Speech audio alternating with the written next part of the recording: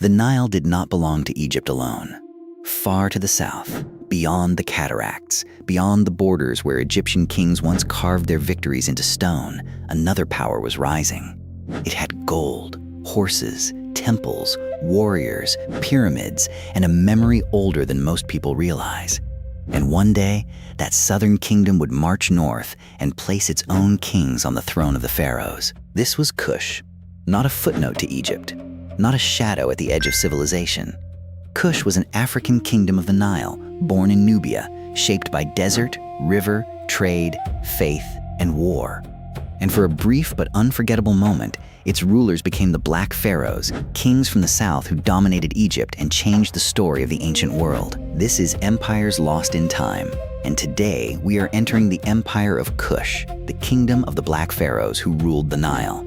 If you enjoy cinematic journeys through forgotten empires, ancient ruins, and civilizations buried beneath time, subscribe to the channel. Because this story is not just about conquest. It is about a civilization that history often placed in the background, even when it was standing at the center of power. To understand Kush, you have to follow the Nile south.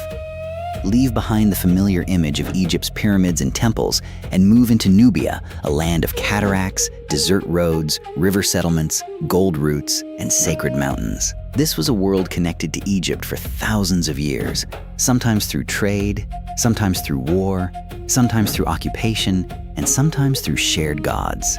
Egypt had long looked south with desire. Nubia offered gold, cattle, soldiers, ivory, incense, and access to African trade networks. Egyptian armies entered the region.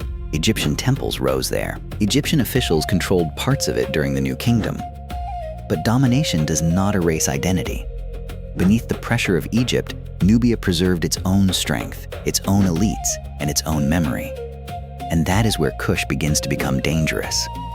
After Egyptian power weakened, the south did not simply remain a conquered land. A new kingdom rose around Napata, near the sacred mountain of Jebel Barkal. To the Kushites, this was not just a political center. It was a holy landscape connected to Amun, the same powerful god worshipped in Egypt. And that connection gave Kush something very important: legitimacy. Now, this is the part that changes the whole story. The Kushite kings did not present themselves as foreign destroyers coming to erase Egypt. They came as restorers. In their own political language, they were not breaking the pharaonic world. They were rescuing it from division, disorder, and weak rulers. That idea was powerful because Egypt at the time was fragmented, with local dynasts competing for control. Then came Piye. From the south, he moved north along the Nile and confronted the rulers of Egypt. His campaign was not just a military operation. It was a sacred performance, a statement that Kush had the blessing, discipline, and authority to rule. Piye defeated a coalition in the north, and his victory helped lay the foundation for the 25th dynasty, one of the most fascinating dynasties in Egyptian history. Imagine that scene for a second. A Nubian king from the south entering the old heartlands of Egypt, not as a servant, not as a tribute bearer, not as someone standing outside the temple gates, but as pharaoh. The same Nile that had carried Egyptian power south for centuries was now carrying Kushite power north. History had reversed direction, and after Piye, the Kushite dynasty became fully established. Shabaka, Shebitku, Taharqa, and Tanu ruled in a world where Egypt and Kush were politically joined. They wore Egyptian royal titles, honored Amun, restored temples, built monuments, and used the symbols of pharaonic kingship. But they also carried Nubian identity with them. Their crowns, their regalia, their burial traditions, and their art showed that this was not simply Egypt repeating itself. This was Egypt transformed by Kush. That is why the term Black Pharaohs matters, but it has to be understood with weight. It is not just a dramatic label. It points to a moment when African rulers from Nubia governed Egypt and stood among the great powers of the ancient Near East. These kings were not pretending to be pharaohs. They were pharaohs, and their empire stretched across one of the most important corridors in the ancient world. At its height, Kushite power connected lands from deep Nubia to the Mediterranean. That means the rulers of Kush controlled not only sacred temples and ancient capitals, but also movement, river traffic, trade routes, military corridors, and symbolic geography. The Nile was not just water. It was a road of empire, and for a time, Kush held that road in its hands. If this story is pulling you in, leave a like and subscribe to Empires Lost in Time. These forgotten empires matter because they remind us that ancient history is much larger than the version most people were taught. But power on the Nile always attracted enemies. And while the Kushite pharaohs ruled Egypt, a brutal force was rising from the east, Assyria. The Assyrians were not just another rival. They were one of the most militarized empires the ancient world had ever seen, with siege warfare, iron weapons, disciplined campaigns, and kings who built their reputation on crushing resistance. Taharqa, the most famous of the Kushite pharaohs, ruled during this dangerous age. His reign was marked by building, religious devotion, and confrontation with Assyria. For a while, Kushite Egypt stood as a major power. But Assyria kept pressing westward, and eventually the pressure became impossible to hold back. The empire from the south had reached the limits of its northern dream. The Assyrians invaded Egypt more than once, and the Kushite rulers were eventually driven back toward Nubia. Nubian briefly tried to restore control, but the age of Kushite rule over Egypt came to an end. And here, the story could seem like a fall. The Black Pharaohs had lost Egypt. The Northern Empire was gone. The dream of ruling the whole Nile had broken. But Kush did not disappear. That is the mistake people often make.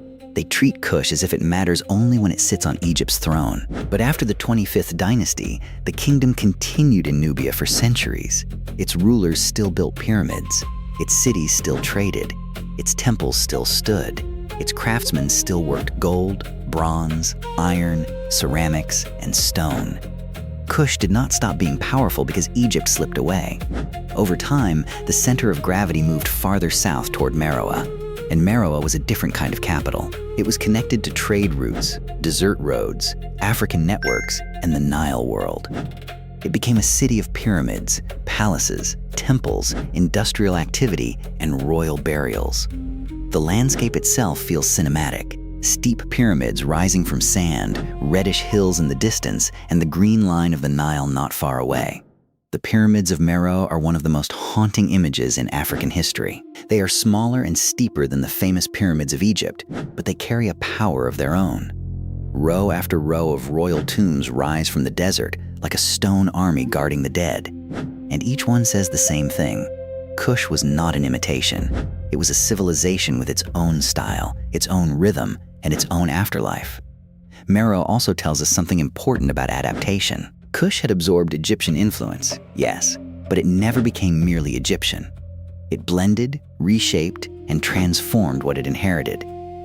Egyptian gods stood beside local traditions. Royal art carried both Nile Valley and Nubian identity. Architecture borrowed forms and then changed them. This was not cultural weakness. This was political intelligence. And then there is iron. Meroe has often been associated with iron production, and whether we imagine smoke rising from furnaces or workshops operating near the city, the symbol matters. Kush was not only a kingdom of tombs and temples, it was a working civilization with industry, trade, administration, religious power, and royal authority. Its strength came from more than memory. It came from systems that could keep a kingdom alive. But, like every empire in this series, Kush eventually faced the slow violence of time. Trade routes shifted. Political pressure grew. The Roman world interacted with the Nile in new ways. Regional powers changed. Environmental pressures may have mattered. Internal structures weakened. And by the 4th century AD, the Kushite state had faded, giving way to new kingdoms and a different religious world along the Middle Nile. The end of Kush was not one clean scene of flames and silence. It was more gradual than that, and maybe more painful because of it. Cities lost their old functions. Royal burials stopped. Temples changed meaning. The Meroitic script, still not fully understood today, became a wall between us and their voice. The people did not vanish, but the kingdom that had once ruled the Nile entered the deep shadow of history. And that silence shaped how the world remembered Kush. For a long time, popular imagination placed Egypt at the center and Nubia at the edge. But the ruins tell a different story. Jebel Barkal, Napata, Meroe, the pyramids, the temples, the royal burials, the inscriptions, the art, all of it pushes back against that old mistake. Kush was not peripheral. Kush was one of the great civilizations of the Nile. So when you imagine the Black Pharaohs, Do not imagine a strange exception in Egyptian history. Imagine a southern power with centuries of memory behind it. Imagine kings who understood both Nubian identity and Egyptian tradition. Imagine armies moving along the river, priests invoking Amun, horses buried with honor, gold moving through royal hands, and pyramids rising under the desert sun. And then imagine the reversal. Egypt had once expanded into Nubia, but Kush rose, crossed the boundary, and ruled Egypt itself. That is the kind of historical turn that should make us stop for a second, because it reminds us that civilizations are never fixed in one direction. Power moves. Borders shift. The people treated as outsiders can become kings. That is the legacy of Kush. It was the kingdom that climbed the Nile, became pharaoh, lost Egypt, survived in Nubia, built pyramids in the desert, and left behind one of the most underappreciated imperial stories of the ancient world. Its ruins do not ask for pity. They ask for recognition. If you want to continue this journey through lost empires, forgotten cities, and civilizations buried beneath time, watch the next documentary from Empires Lost in Time. Because Kush reminds us of something history should never have forgotten. The Nile had more than one kingdom, more than one memory, and more than one people powerful enough to wear the crown.